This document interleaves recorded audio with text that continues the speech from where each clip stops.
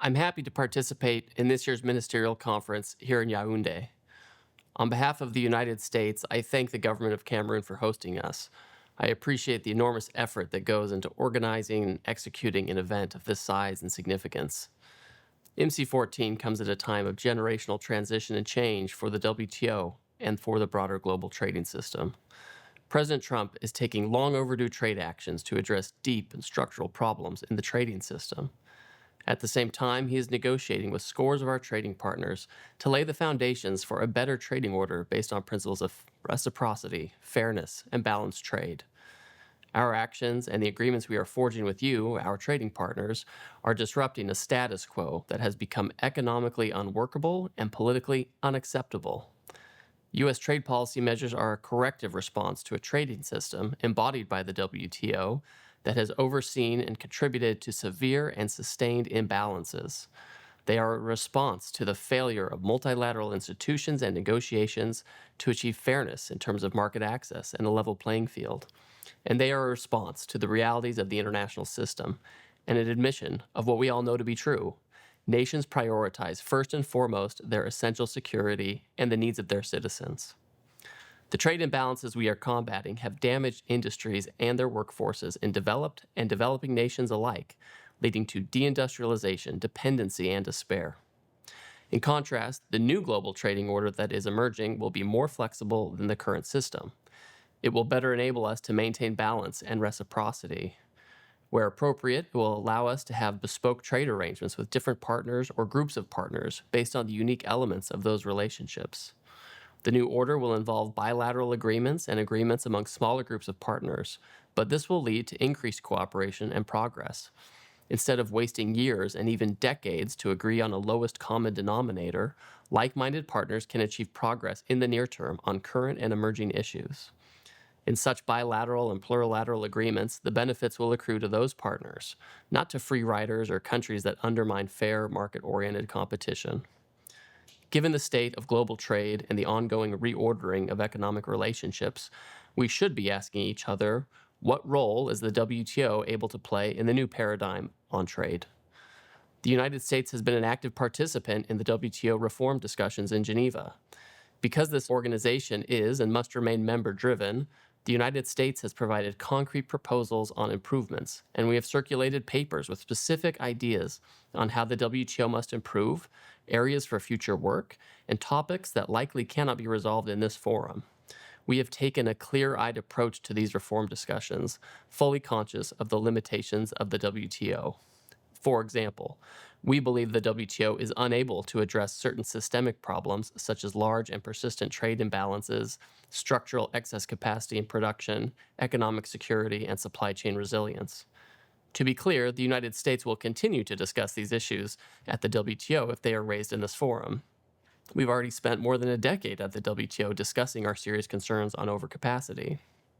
But based on our experience over the last 30-odd years, the WTO is not able to address those issues, and that important work will happen elsewhere. As ministers, our focus should be on reforms that would make the WTO more responsive to members and improve our ability to achieve outcomes that optimize our trading relationships. During the past few months, the United States has outlined several priorities for reform. One of them is exploring a pathway to incorporate plurilaterals into the WTO architecture. The future of trade negotiations is likely going to be plurilateral. If the pathway to incorporation is blocked, countries will still negotiate with their trade partners, but it won't be at the WTO. Another priority is using objective criteria to determine eligibility for special and differential treatment. It is politically unacceptable for significant, wealthy, or influential members to gain benefits intended for countries truly at a different and low level of development. In addition, we believe it is necessary to increase the incentives for members to meet their notification obligations. Transparency is a basic precondition to work for the level playing field. If major traders cannot meet their notification obligations to other members and their trading communities, it is impossible to expect that we can tackle more challenging issues. We also believe it is time for an honest and frank conversation on the most favored nation or MFN principle, including its shortcomings and how it can be improved. Members have long recognized the limits of unconditional MFN, first by negotiating exceptions and carve-outs, and in some cases, by avoiding MFN entirely. In its current form, the MFN principle fails to promote reciprocity and balance within the system. It does not prevent discriminatory trade practices or promote equal treatment, and it does prevent countries from optimizing their trade relationships in ways that would benefit each party to the relationship. WTO members should acknowledge reality. Holding progress and national interests hostage to rigid concepts of MFN will continue to undermine support for the WTO and the trading system generally. So I look forward to having frank conversations with you this week on WTO reform, the future role of the WTO, and what this organization realistically can and cannot accomplish.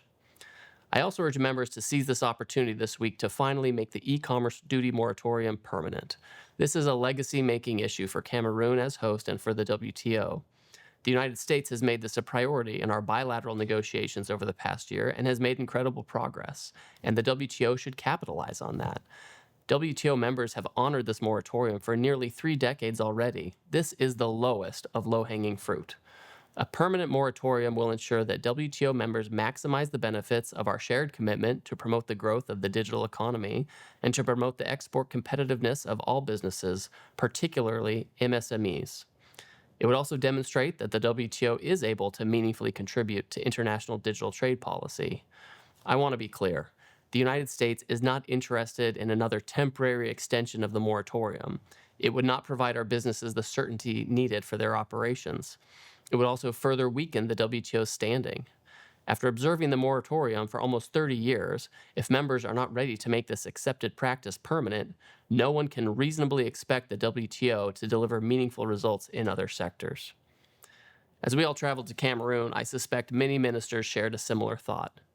MC14 is an opportunity to have a serious conversation, one that won't be concluded here in Yaoundé, but which is important if the WTO is going to be relevant and responsive to its members.